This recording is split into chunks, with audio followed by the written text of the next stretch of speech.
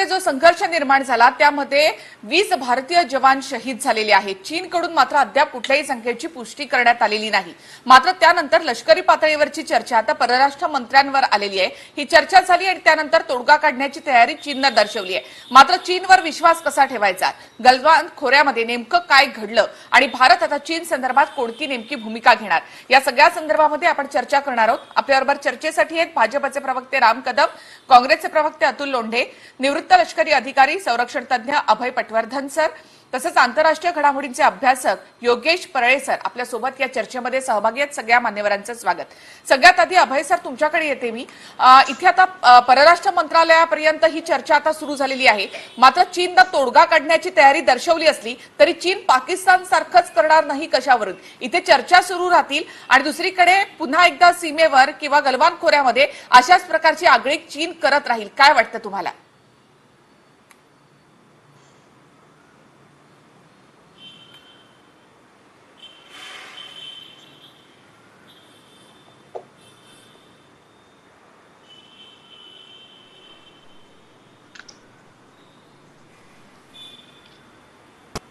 कितीही आपल्याशी मैत्री करण्याचा आव्हानला तरी आतनं ते आपले शत्रू आहेत आणि हे आपण कधीच विसरता कामा नये.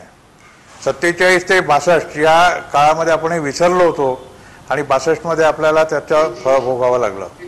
त्यामुळे त्याच्यानंतर आता त्यांच्यावर विश्वास ठेवण्यात काहीच अर्थ नाही आहे. पण याचा अर्थ असा नाही की प्रत्येक वेळेला आपण त्यांच्यावर दादागिरी केली पाहिजे किंवा मुजोरीने वागलं पाहिजे. माणसाची जसं वागावं, जसं सिकंदरला सांगितलं होतं पोरसने की राजा के साथ व्यवहार कैसे करना चाहिए, तो एक राजा जैसे दूसरे के साथ करता है वैसे ही करना चाहिए. त्यामुळे कोणाची मानहानी न करता आपण त्यांच्याशी वार्तालाप चालू ठेवला पाहिजे.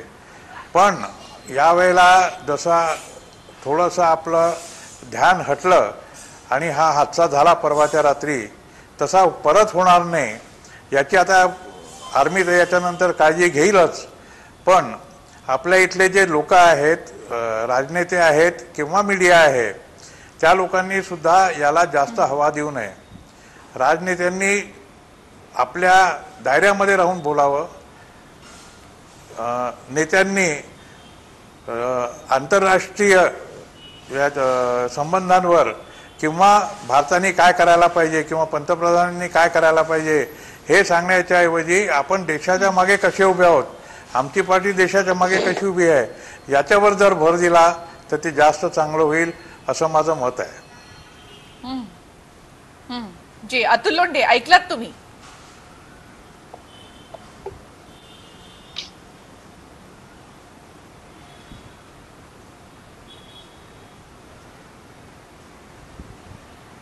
जी अतुल लोंढे ऐकलात? अभय पटवर्धन सरांनी नेमकं काय सांगितलं? काँग्रेससाठी देखील तो टोला होता की काय झालं हे नेमकं कळायला हवं, मान्य आहे, मात्र त्यासाठी मोदी कुठे लपून बसलेत अशा प्रकारची भाषा वापरणं खरंच गरजेचं होतं का? असं आहे की अभय पटवर्धन सरांनी सेवा दिलेली आहे. अतिशय विनम्रतापूर्वक मी त्यांना सांगू इच्छितो की जर विरोधी पक्षांनी जर प्रश्न उपस्थित केले तर ते प्रश्न उपस्थित यासाठी झाले की 25 एप्रिल पासून स्टँड ऑफ आहे. अजय शुक्ला असतील कर्नल, त्याच्यानंतर डेकोरेटेड ऑफिसर GH पनाग असतील, त्याच्यानंतर टॅनी जे स्वतः कमांडिंग ऑफिसर होते तिथे, त्यांनी स्वतः या सगळ्यांनी एन्डॉर्स केलं. आणि सगळ्यात महत्वाचं म्हणजे जे लडाखचे जे काउन्सिलर आहे, भाजपचे नेते कोन्सुल स्टॅन्झन यांनी पण मान्य केलं की आमच्या सीमेच्या आतमध्ये आले आहे. सातत्यानं प्रश्न उपस्थित केल्यानंतर कधी पण आजपर्यंत प्रथा परंपरा आहे, डेमोक्रेटिक प्रिन्सिपल्स आहे आणि प्रोसिजर आहे इंटरनॅशनल रिलेशन मधली आणि डिप्लोमसी मधली की पहिले आपण आपल्या देशातल्या विरोधी पक्षांना आणि देशाला विश्वासात घेतो. पण इथे सातत्यानं टोलवाटोलवा आणि उडवाउडवी, एक चीन जमीन देगेनी वगैरे ज्या तोंडाच्या वाफा आहेत त्या सातत्यानं सोडण्यात आलेल्या आहेत. आणि काल ही वॉर सदृश्य परिस्थिती आहे. पटवर्धन सर याच्याशी दुमत ठेवणार नाही, कारण की 20 सैनिक गेले. मग का गेले? तुमच्या आतमध्ये आले असेल तेव्हाच आपला झटापट झाली ना, LAC त्यांनी ब्रेक केली असेल तेव्हा. आता तर पर्सेप्शनल जो काही डिफरन्स आहे तो भाग वेगळा. पण मग आज रशिया कुठे आहे? आज तुम्हाला नेपाळ तुमच्या लिपुलेख आणि कालापानी आणि लिम्पियाधारा हे आमचा प्रदेश म्हणून नकाशामध्ये दाखवण्याची हिंमत करतो. उद्या म्यानमार करेल. म्हणजे सगळ्या शेजारी राष्ट्रांशी आपलं बिनसलेलं आहे. चायना आपल्याला डोळे दाखवत आहे. त्यावेळेस देशाचे प्रमुख डेमोक्रेटिक राष्ट्रामध्ये पहिले जनतेला विश्वासात घेतलं जातं, विरोधी पक्षाला बोलवून आलं जातं आणि एवढी घटना काल परवा रात्रीच झाली, पण पहिले 3 मग नंतर सगळ्या घटना इकडून तिकडून बाहेरून येतातच आजकाल. म्हणून त्या पुढे आल्यानंतर थोडाफार सबमिसिव्ह स्टेटमेंट जे आहे ते मात्र सरकारकडनं आलं काल. सबमिसिव्ह स्टेटमेंट होतं ते. मग जर आपली बाजू चांगली आहे तर आज सगळ्यात पहिलं स्टेटमेंट कोणतं होतं की स्टेटस को मेंटेन करायचं आहे. चायनाची पहिल्यापासून पॉलिसी अशी राहिली आहे 2 स्टेप फॉरवर्ड 1 स्टेप बॅकवर्ड. आता ते 60 स्क्वेअर माईल आतमध्ये आलेले आहेत. अभय पाटोदा सर असतील तर मग बाकीचे GH पनाक पण डेकोरेटेड ऑफिसर आहे, संजय कुलकर्णी आहे, टॅनी आहे, या सगळ्या लोकांनी सांगितलं, अजय शुक्लांनी सांगितलं. मग 60 स्क्वेअर माईल आतमध्ये यायचं, 2 स्क्वेअर माईल मागे जायचं, अशी जर परिस्थिती असेल तर भारताने सगळ्यात पहिले काय करायला पाहिजे होतं की चर्चा जी आहे ट्रॅक 1 पॉलिसीवर जर आपण ट्रॅकवर आलेलो आहोत तर ट्रॅक 1 वर आलेलो असताना चायनाला जो कडक संदेश द्यायला पाहिजे होता की कुठलीही चर्चा जी आहे ती LAC वर जी पोझिशन 25 एप्रिलच्या पूर्वी होती त्याच्यानंतर इस्टॅब्लिश होणार, तर हा कडक संदेश गेला असता. आज भीती अशी आहे, आज नेपाळ आहे, उद्या श्रीलंका, म्यानमार पण ह्या गोष्टी आपल्याला सांगतील. ते आहे संबंधोटावर त्यांनी कॅप्चर केलेलंच आहे. त्यांचा CEPC असेल, DRO असेल, ह्या सगळ्या गोष्टींचा त्यांचा एक पगडा आहे, ते विस्तारवादी आहे. आपण विस्तारवादी नाही, पण आपण कमजोर नाही अशा पद्धतीचा संदेश जायला पाहिजे होता, तो गेला नाही. आणि म्हणून म्हटलं कुठे लपून बसलेले आहे. राम कदम, इथे विरोधी पक्ष किंवा म्हणजे काँग्रेसचंही म्हणणं आहे की आम्हाला या सगळ्याची माहिती असायला हवी, देशातल्या सगळ्या जनतेला या संदर्भात माहिती असायला हवी. पँगॉन्ग त्सो मध्ये नेमकं काय झालं, गलवान खोऱ्यामध्ये नेमका काय संघर्ष निर्माण झाला, याची माहिती का दिली जात नाही? एक साधारणपणे माणुसकी ज्याला म्हणतो आपण, देशभक्ती ज्याला आपण म्हणतो, की जेव्हा देशाचे जवान शहीद होत आहेत अशा वेळेस आपला पक्ष, आपले विचार हे सगळं बाजूला सोडून राष्ट्र प्रथम ही भूमिका प्रत्येक भारतीयाची असते. पण दुर्दैव या गोष्टीचं वाटतं की कालच्याही घटनेमध्ये बरोबर 8 तासापूर्वी राहुल गांधींचं आजचं ट्विट पहा. एका ठिकाणी म्हणतायत की कुठे पंतप्रधान लपून बसले, दुसऱ्या ठिकाणी म्हणतायत पंतप्रधान का शांत आहे. एक समजून घ्यायला पाहिजे, हा तोच काँग्रेस पक्ष आहे की जो सर्जिकल स्ट्राईक झाल्याच्या नंतर, एअर स्ट्राईक झाल्याच्या नंतर पुरावे मागतो. म्हणजे आपण कोणत्या पातळीला जाऊन राजकारण करायचं हे एकदा खरंच काँग्रेसनं ठरवावं. ही वेळ आहे का होती? ती वेळ नाहीये. ही वेळ आपण एकसंघ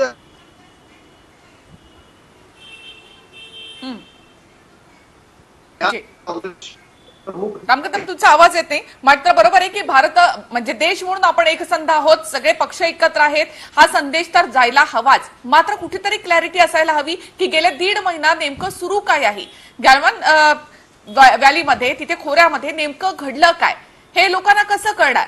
लष्कराकडून फक्त एवढी माहिती येते की आपले 20 जवान शहीद झाले, पण कसे झाले?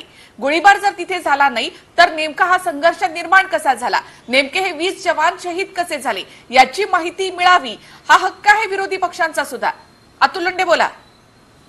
सगळ्यात महत्वाची गोष्ट आहे की राम कदम विसरून राहिले 2013चे मी सिरीज ऑफ ट्विट्स, नरेंद्र मोदींचे मी सिरीज ऑफ ट्विट्स दाखवतो. 2013चे चुमारच्या वेळेसचे, देपसंगच्या वेळेसचे सिरीज ऑफ ट्विट्स, राजनाथ सिंगांचे दाखवतो, अरुण जेटलींचे दाखवतो. तेव्हा विरोधी पक्षांचा अधिकार होता, तेव्हा लोकशाहीमध्ये विरोधी पक्षाला सगळी माहिती मिळाली पाहिजे, सगळ्या गोष्टी केल्या पाहिजे, तेव्हाही जवान शहीद होत होते. त्यावेळेस ते सगळं बरोबर होतं. आता मात्र वेगळं आलं. त्यावेळेसचे प्रधानमंत्री $160 असताना त्यांना चुडिया, त्यांना बांगड्या पाठवण्याची स्मृती इराणी ज्या आता मंत्री आहेत त्या गोष्टी करत होत्या. असल्या गोष्टी आम्ही नाही केल्या.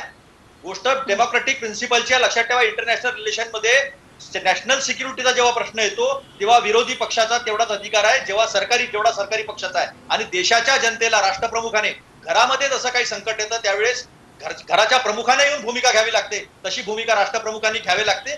These are the principles of national security, establish principles आहेत. हे अटल बिहारी वाजपेयींनी केलेलं आहे कारगिलच्या वेळेस. हे 71 मध्ये जेव्हा भुत्तोंसोबत सिमला करार होत होता तेव्हा बाहेरच्या मैदानामध्ये अटल बिहारी वाजपेयी देशाची भूमिका मांडत होते आणि त्याप्रमाणे तो सिमला करार आपल्या फेवरमध्ये करून घेण्यात आलेला होता. त्यामुळे विसरू नका, तुम्ही प्रत्येक वेळेस जे बोललेलं आहे ते रेकॉर्डवर आहे आणि ते सगळं येईल. लाल लाल आखे आता का नाही? आता का तुम्ही त्या स्टेटस को मेंटेन करण्याचा गोष्ट करत आहेत?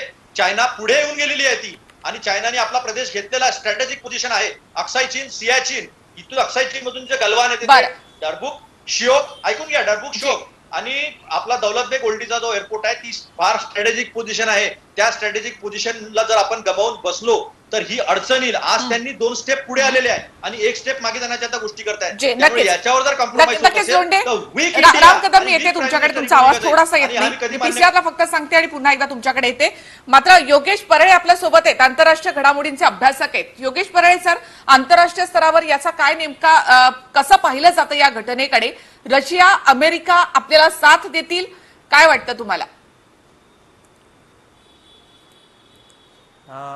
एक साधा नियम आहे की भारत आणि चीन सारखे एवढे मोठे देश जेव्हा एखाद्या कॉन्फ्लिक्टमध्ये अडकतात, विशेषतः तो कॉन्फ्लिक्ट जेव्हा हिंसक होतो, तेव्हा सर्वात महत्वाचं म्हणजे तुम्ही सामोपचाराची भूमिका दर्शवणं आणि होता होईल तो हिंसा टाळणं, संघर्ष टाळणं, ही दोन्हीकडच्या नेतृत्वाकडनं असलेली अपेक्षा असते.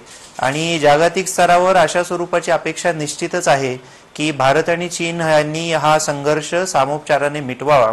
आणि याचे जे रिपरकशन्स आहेत, जर ते संघर्षपूर्ण रिपरकशन्स असले, जर ते हिंसक प्रमाणामध्ये युद्ध झालं थोडक्यात किंवा कुठल्याही प्रकारचा संघर्ष झाला, तर त्याचे रिपरकशन्स फार मोठे असणार आहेत.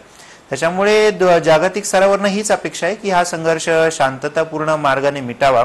परंतु मुळामध्ये जागतिक पातळीवर सध्या जी काही परिस्थिती आहे, चीनच्या वर्चस्ववादाचा जो विरोध वेगवेगळ्या पातळ्यांवर दिसून येतोय, वेगवेगळ्या देशांकडनं दिसून येतोय, तो लक्षात घेता चीनवर जो दबाव निर्माण झालाय तो ही कृती करण्यासाठी चीनला, म्हणजे चीनची ही जी कृती घडली त्याला चीनवर हा आलेला दबाव कारणीभूत आहे असं मी मानतो. कारण कोरोना आणि त्या दृष्टिकोनातून महामारीचं संकट आणि चीनवर असलेली टेन्शन्स हा एक मुद्दा जरी झाला तरी अनेक बाकी 1-2 जे मुद्दे ते महत्वाचे आहेत. ते म्हणजे कोरोना हा विषय जरी बाजूला ठेवला तरी चीनमध्ये सध्या अंतर्गत तणाव प्रचंड मोठ्या प्रमाणात आहे. म्हणजे चीनचं जे राजकीय नेतृत्व आहे ते मोठ्या प्रमाणामध्ये दबावाखाली आहे. नुकतीच चीनची जी पीपल्स काँग्रेस झाली त्याच्यामध्ये 1-2 उदाहरणं सांगतो मी. त्याच्यामध्ये चीनच्या नेतृत्वावर अशा प्रकारची टीका झाली की जो अत्यंत महत्वाकांक्षी चीनचा प्रकल्प आहे वन बेल्ट वन रोड, याच्यासाठी कोट्यावधी डॉलर्स चीननं ओतलेले आहेत अक्षरशः. तर हा प्रकल्प एवढ्या मोठ्या प्रमाणामध्ये करण्यासाठी कोणी परमिशन दिली, कोणी हे ऑथोराइज केलं? तर एका अर्थी शी जिनपिंग यांच्यावरच हे ताशेरे ओढण्यात आले. दुसरी गोष्ट अशी की आपल्याकडे कुठल्याही लोकशाही देशामध्ये नेतृत्वावर टीका होणं ही अत्यंत सर्वमान्य बाब आहे, लोकशाही असल्याचंच ते लक्षण आहे. परंतु चीनमध्ये नेतृत्वावर टीका होणं हे म्हणजे कोणी बघितलेलंच नाही. It is very unprecedented. त्याच्यामुळे चीनमध्ये सार्वजनिक स्तरावर टीका होणं, ती समाज माध्यमांमधनं होणं, आणि दुसरी गोष्ट अशी की समाज माध्यमांमध्ये माझं विशिष्ट एक सोशल अकाउंट आहे, त्याच्यावरनं मी जेव्हा टीका करतो तेव्हा माझा ट्रेस लावला जाऊ शकतो. सिक्युरिटी फोर्सेस माझ्या घरी येऊ शकतात, मला पकडू शकतात आणि व्यवस्थेवर टीका केल्यासंदर्भात मला कारवाईला सामोरं जाऊ शकतं. तर चीनमध्ये ही भीती आतापर्यंत प्रचंड मोठ्या प्रमाणात होती आणि एक प्रकारे व्यवस्था ही पूर्णपणे दमनकारी होती. परंतु आता गेल्या काही महिन्यांमध्ये चीनवरची टीका ही समाज माध्यमांमध्ये सुद्धा होती आहे. चीनी व्यवस्थेवर, चीनी नेतृत्वावर, पर्यायानं चीनी कम्युनिस्ट पक्षावर ही टीका होते आहे. त्याच्यामुळे हा एक मोठा दबाव चीनी नेतृत्वावर निर्माण झालेला आहे. दुसरी गोष्ट अशी की चीनी कम्युनिस्ट पक्षाची या संदर्भातली भूमिका लक्षात घ्यायला पाहिजे. एक फार मोठा फरक आहे. जसं आपल्या देशातलं लष्कर आहे, हे आपल्या देशातलं लष्कर हे सत्तेमध्ये कुठला पक्ष आहे याच्याशी एकनिष्ठ नसतं, ते राष्ट्रपतींशी पर्यायानं देशाशी एकनिष्ठ असतं. परंतु चीन मधलं जे लष्कर आहे हे चीनी कम्युनिस्ट पक्षाशी एकनिष्ठ आहे.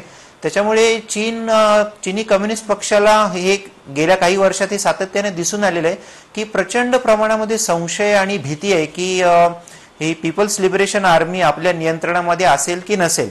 जसं भविष्यामध्ये पुढे या पक्षाचा प्रवास होईल.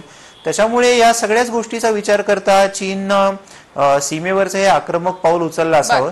कारण गेल्या काही वर्षांपासून सतत मोठ्या प्रमाणामध्ये इन्फ्रास्ट्रक्चर डेव्हलपमेंट चालू आहे, लष्कराची मोठ्या प्रमाणात हालचाल चालू आहे. परंतु गेल्या काही वर्षांमध्ये भारताकडून सुद्धा याला ठोस प्रत्युत्तर देण्याची मानसिक तयारी मुख्य म्हणजे दर्शवण्यात आली. त्या दृष्टीने आपण पावलं उचलली.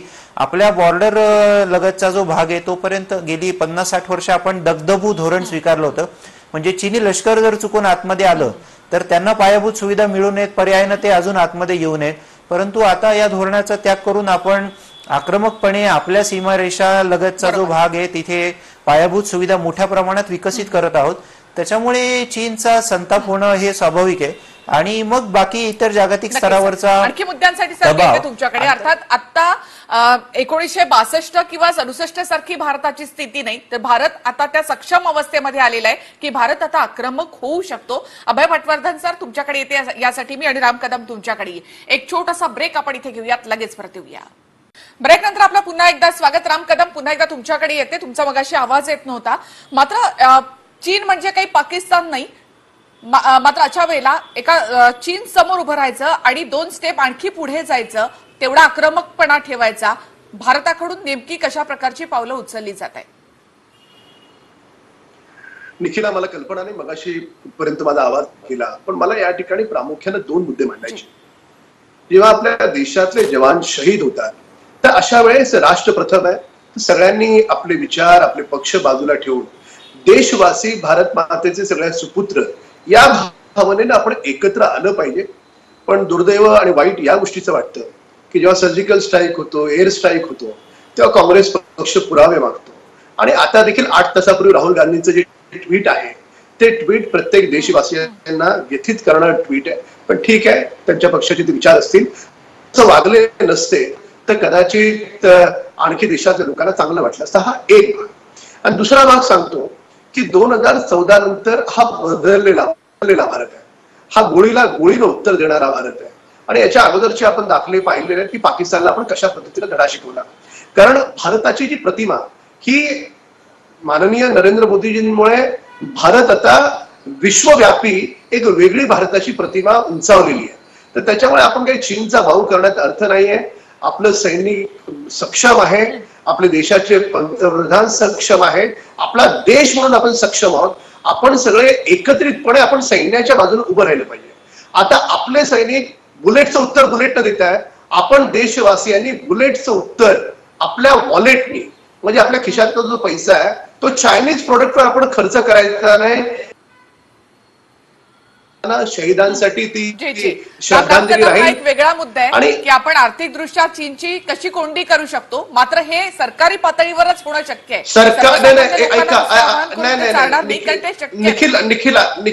निखिला, सरकारी पातळीवर सरकार काम करेल, पण आपल्या पातळीवर देखील आपलं देशप्रेम आहे ना.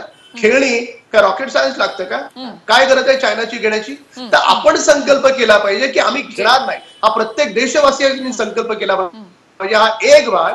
आणि काँग्रेस सगळ्याच पक्षांना विनंती आहे, मी येते तुमच्याकडे. एकच मिनिट फक्त. अभय सरांकडे मला जायचं यासाठी. अभय सर, हा एक पर्याय असू शकतो का? दुसरा म्हणजे भारतानं आता आक्रमक राहायला हवं किंवा कसं, म्हणजे फक्त तोडगा चर्चा यामध्येच गुंतून राहायला हवं की मग चीनला धडा शिकवायला हवा, आणि तो कसा?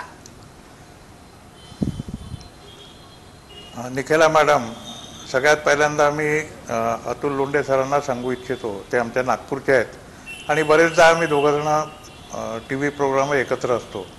त्यांनी जे एक्झाम्पल दिले जनरल पनागचं आणि अजय शुक्लाचं, जनरल पनागच्या खाली ते जेव्हा आर्मी कमांडर होते नॉर्दर्न कमांडचे, मी सुद्धा त्यांच्या वेळेला लडाखमध्ये तैनात होतो. आणि अजय शुक्ला हे मला ज्युनियर आहेत. त्यांच्या कर्तबगारीबद्दल किंवा ज्ञानाबद्दल मला काहीच म्हणणं नाही आहे. जनरल पनागचं जे आर्टिकल लोंढ्यांनी रेफर केलेलं आहे त्याचं हेडिंग आहे इंडियन थंब अंडर चायनीज बूट. तर हा जो आहे त्याच्यामध्ये त्यांनी जे काही मांडलेलं आहे त्याच्यामध्ये कुठेही त्यांनी असं म्हटलेलं नाही आहे की ही डिस्प्युटेड जागा नव्हती. त्या डिस्प्युटेड जागेमध्ये चायनीज लोक समोर आलेले आहेत. गलवान खोऱ्यामध्ये ते आलेत, पॅनांगमध्ये ते आलेत आणि त्यांनी जी आपली पेट्रोलिंगची हद्द होती ती हद्द त्यांनी मर्यादित करण्याचा प्रयत्न केला.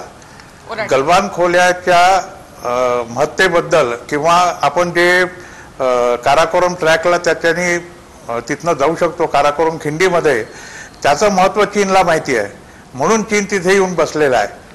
हे खोरं 1962 मध्ये जेव्हा लढाई झाली होती चीनशी, तेव्हा माझ्या रेजिमेंटची, मी जाट रेजिमेंटचा आहे, जाट रेजिमेंटची 5वी बटालियन तिथे लढलेली आहे. माझ्या रेजिमेंटचे 70 जवान तिथे शहीद झालेले आहेत. आम्हाला त्या खोऱ्याची माहिती आहे, मी स्वतः तिथे गेलेलो आहे. अतिशय चांगलं खोरं आहे आणि तिथनं आपण काराकोरमच्या खिंडीमध्ये जाऊ शकतो, तिथनं आपण त्रिशूलच्या खिंडीमध्ये जाऊ शकतो. त्याच्यामुळे ते आपल्याकरता महत्वाचं आहे. दुसरी गोष्ट अशी आहे की सध्या जी आपल्याला परिस्थिती आहे, वाजपेयींच्या वेळेला जी परिस्थिती होती, आम्ही जेव्हा कारगिल लढाईमध्ये होतो, मी पण होतो त्याच्यामध्ये, तेव्हा आम्हाला असं सांगण्यात आलं होतं की तुम्ही इंटरनॅशनल बॉर्डर क्रॉस करायची नाही. दिस वॉज द रायडर. त्याच्यानंतर आता जेव्हा हे झालं तेव्हा आम्हाला सांगण्यात आलं की तुम्ही ऍक्शन घ्या, चायनाच्या समोर येऊ देऊ नका. चायनाला समोर येऊ नका असं म्हटल्यानंतर जेव्हा बिहार रेजिमेंटनी त्यांच्या विरुद्ध ऍक्शन घेतली त्यावेळेला त्यांचे जवान शहीद झाले. जेव्हा कुठे सीमेवर चकमक होते तेव्हा शत्रूचे जवान शहीद होतात, आपले जवान शहीद होतात. त्याच्यामध्ये आम्हाला दुःख नाही आहे. पण ते मारता मारता स्वतःचे जवान, आमचे जेव्हा 20 ते 22 जवान मेले आणि 10-12 अजून सिरियस आहेत आणि 101 लोक ट्रीटमेंट घेतात आहेत. आम्ही 47 जवान मारले. हे ग्लोबल टाइम्सने म्हटलेलं आहे, हे अमेरिकन इंटेलिजन्स एजन्सीने सांगितलेलं आहे. जशाच तसे उत्तर आम्ही दिलेलं आहे. आणि काल जे कॅबिनेट कमिटी ऑफ सिक्युरिटीने आम्हाला सांगितलं की आमच्या चर्चा संरक्षण मंत्रालय, परराष्ट्र मंत्रालय या लेवलवर चालू राहतील, पण ऑन ग्राउंड जो नायक आहे किंवा जो कमांडिंग ऑफिसर आहे त्याला ऍक्शन घेण्याची पूर्ण मुभा आहे. त्याला जसं वाटेल तशी त्यांनी ऍक्शन घ्यावी. हा एक फार मोठा आम्हाला मुभा देण्यात आलेली आहे. Till now we were fighting with the hand tied behind our back. आता आम्ही म्हणजे पूर्णपणे त्यांना तोंड देऊ शकतो. आणि आता चिनी मुजोरीला भारत तेवढ्याच ताकदीने उत्तर देईल याची मला खात्री आहे. नक्कीच हीच अपेक्षा आहे देशातल्या जनतेची सुद्धा. आणि अशा वेळेला संपूर्ण देश एक आहे हेच चित्र समोर जायलाही हवं. खूप खूप धन्यवाद तुम्ही सगळे या चर्चेमध्ये सहभागी झालात त्याबद्दल. वेळ कमी असल्यामुळे आपल्याला पुन्हा एकदा सगळ्यांकडे जाता येणार आलं नाही त्याबद्दल दिलगिरी. मात्र खूप धन्यवाद तुम्ही या सगळ्या चर्चेमध्ये सहभागी झालात त्याबद्दल. या चर्चेमध्ये आपण इथे थांबूयात. नमस्कार.